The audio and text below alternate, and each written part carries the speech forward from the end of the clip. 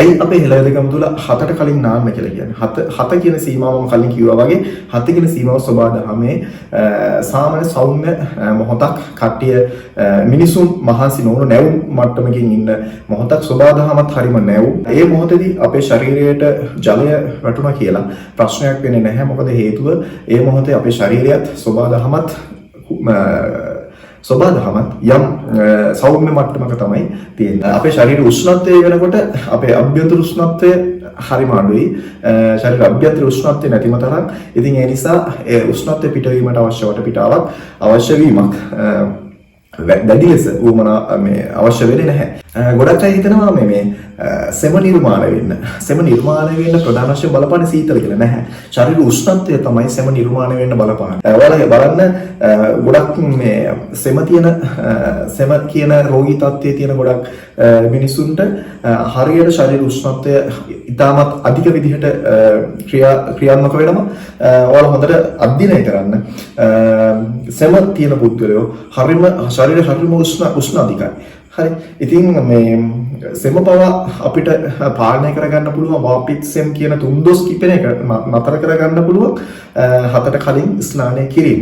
එතකොටයි අපි හවස ඇඟ සෝදන්න කියන්නේ. හවස ඒ ඇඟ සෝදනකොට ඇයි උණුතර පාවිච්චි කරන්න කියන්නේ. එතකොට ඒකට ඇයි කරඬගොල කුබුක්කල වගේ දේවල් පාවිච්චි කරන්න කියලා කියන්නේ. ඔව් ඒකටත් පදනමක් තියෙනවා.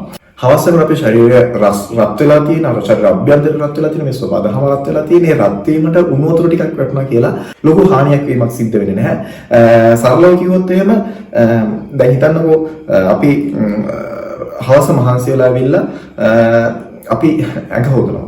ඇල්ලතොරේ ඇඟ සෝදනවා. සාමාන්‍යයෙන් ඔයාලා සරලව බැලුවොත් රත් වෙච්ච සයිලන්සර් එකකට වතුර ගැහුවොත් සීතල වතුර ගැහුවොත් මොකද වෙන්නේ? එතන පිපිරීමකට ලක් වෙනවා. ඒ කියන්නේ ජල අංශු පිපිරීමකට ලක් වෙනවා, වාෂ්ප වීමක් සිද්ධ වෙනවා, ස්ෆෝටනයක් සිද්ධ වෙනවා. ආන්ගේ කාරණේම තමයි අපේ ශරීරයේ සිද්ධ වෙන්නේ. ඊට සියුම්ම අපේ ශරීරයේ රත් වෙලා තියෙන මොහොතක ඇල් වතුර අපේ ශරීරයට දාගත්තාම සිද්ධ වෙන්නේ ඒ ආකාරයෙන්ම සිදුවීමක් ඊට සියුම් ක්‍රියාවලියක්. ඒක නිසා තමයි උණු වතුර පාවිච්චි කරන්න කියන්නේ. ඒ වගේම තමයි ඒකට කුඩුකොළ සහ කරඬකොළ පාවිච්චි කරන්න කියලා කියන්නේ. කුඩුකොළ සහ කරඬකොළ කියන්නේ ස්වභාවයෙන්ම සීතල ඖෂධ දෙකක්, ඖෂධ වර්ග දෙකක්. ඉස්සර අපි පැරැන්නෝ උදෑසන හේන කුඹුර වැඩ කරලා උදෙන්ම පාන්දරම හේන කුඹුරට ගිහිල්ලා එන ගමන් වැවෙන් නාගෙන තමයි ගෙදර ආවේ. පසුව හවස වැඩට ගිහිල්ලා එන ගමන් වැවෙන් ඇඟ සෝදගෙන තමයි ගෙදර ආවේ. හවස වැවෙන් ඇඟ සෝදුවා. උදේ තමයි වැවෙන් නෑවේ. උදේ වෙනකොට වැවේ වතුර සීතලයි. හවස වැවේ වතුර රස්නි. එතකොට ඇයි කුඩුකොළ සහ කරඬකොළ කොට එකතු කරගන්න කියන්නේ? වැව්වල තිබ්බේ අපි ඉස්සර ස්නානය කරන ලිං ආශ්‍රිතව තිබ්බේ කුඩුකොළ සහ කරඬකොළ. ඉතින් ඒක ඖෂධීය ගුණාංගයෙන් යුක්ත ශාකමය කොටස් දෙකක්. ඉතින් ඒකට අපි එකතු කරගන්න කියනවා කුඩුකොළ සහ කරඬකොළ. ඔන්න ඔය අපි එදා ස්වභාවයෙන්ම අපි අපේ ශරීරයට ලබාගත් ඒ ක්‍රියාවලිය අද අපිට කෘතිමව අපිට ඒ දේ ලබා ගන්න වෙලා තියෙනවා. මොකද අද වැව් වලින් නාන්න නැහැ, ලිං වලින් නාන්න නැහැ. ඒ නිසා අපිට කෘතිමව මේ දේවල් අපිට එකතු කරගන්න සිද්ධ වෙලා තියෙනවා. ඔන්න ඔය කාරණාවින්ද තමයි උදෑසන 4ට කලින් නාන්න කියලා කියන්නේ. ඒ වගේම හවස උණු වතුර පාවිච්චි කරන්න කියලා කියන්නේ. ඒකට කුඩුකොළ සහ කරඬකොළ පාවිච්චි කරන්න කියන්නේ කියලා. මේක එක්තරා එක් කරුණක් විතරයි මම අධ්‍යයනය කරපු. තවත් කරුණු බොහොමයක් තියෙනවා. ඒ වගේම තවත් විවිධ විදිහට විශ්ලේෂණය කරන්න පුළුවන් මේ කාරණාව විවිධ ආකාරයෙන්.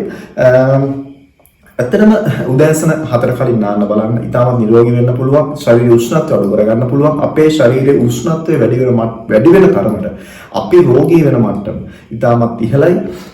වේගවත් ඉතාමත් අපි රෝගී වෙන ප්‍රමාණය අපේ රටේ මිනිස්සු අද ගත්තොත් අද ශරීර උෂ්ණත්වය ඉතාමත් ඉහළ මට්ටමක පවතින්නේ අද අපේ රටේ මිනිස්සුන්ගේ. ඒ නිසා අද දවස ගානේ දිනෙන් දින දවසින් දවස ඉතාමත් අපි නොහිතන විදිහට නොපතන විදිහට මිනිසුන් ඉතාමත් වේගයෙන් අහලවත් නැති ලෙඩ රෝග වලින් අහලවත් නැති ක්‍රමවේද වලින් මිනිසුන් රෝගී තත්ත්වයකටපත් වෙනවා.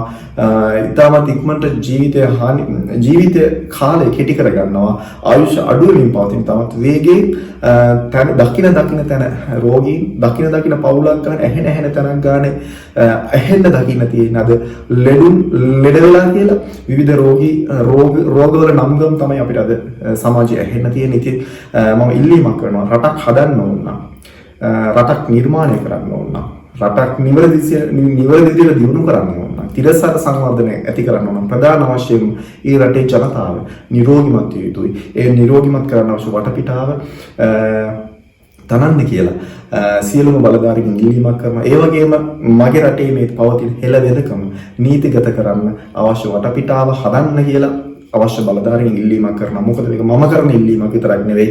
මේ හෙළ වෙදකම නීතිගත කරන්න කියලා අපේ රටේ හෙළ වෛද්‍යවරු ශ්‍රේෂ්ඨ චරිත වසර ගණනක් තිස්සේ ඉඳන් සටන් කරනවා මේ හෙළ වෙදකම කියන වෛද්‍ය විද්‍යාව මේ රටේ ස්ථාපිත කරන්න කියලා කුමන කාරණාවකින්ද දන්නේ නැහැ.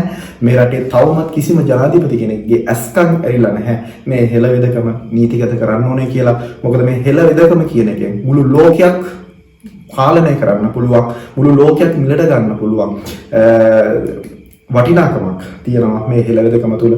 ඉතින් මේ හෙළ වෙදකම සැබෑ විදිහට පාවිච්චි කරන සැබෑ දක්ෂ වෛද්‍යවරු මගේ රටේ ජීවත් වෙනවා. අදටත් ඔවුන්ගෙන් අවශ්‍ය වටපිටාව, ඔවුන්ගේ අවශ්‍ය උපදෙස් අරගෙන, ඔවුන්ට අවශ්‍ය තැන දීලා මම කියන්නේ මේ රට නැවතත් නිරෝගීමත් රටක් කරන්න, ශක්තිමත් රටක් කරන්න ක්‍රියාත්මක වෙමු. අපි හැමෝම නිරෝගීමත් ජාතියක් විදිහට අනාගතේ මුහුණ දෙන්න අපි සියලු දෙනාම පෙළ ගැසෙමු. ඔයාලා හැමෝටම ජය වේවා.